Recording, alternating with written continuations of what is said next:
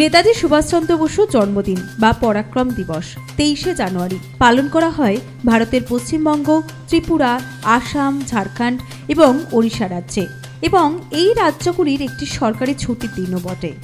এটি দেশপ্রেম দিবস হিসেবেও খ্যাত। নেতাজির অন্তর্ধানের 5 মাস পর রেঙ্গুনে অভিনব এবং জাঁকজমকভাবে নেতাজি জয়ন্তী পালিত হয়।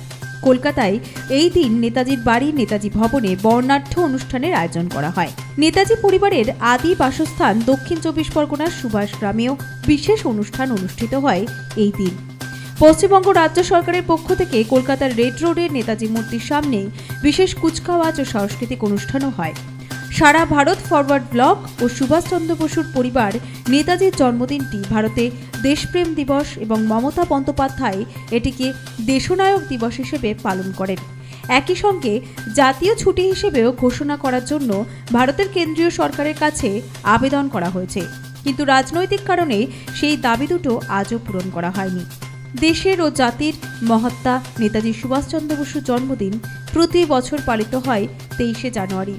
23শে জানুয়ারিকে কেন্দ্র করে দেশ জুড়ে সেজে ওঠে বিভিন্ন দিক, পতাকা উত্তোলনও হয়। 2021 সালের 19শে জানুয়ারি ভারত সরকার ঘোষণা করেন প্রতি বছর পরাক্রম দিবস পালন করার জন্য। তাই নেতাজি সুভাষচন্দ্র বসুর পরিবার, পশ্চিমবঙ্গের ক্ষমতাসীন দল তৃণমূল কংগ্রেস এবং বাম দলগুলোর সদস্যরা এই সিদ্ধান্তের তীব্র প্রতিক্রিয়া জানান।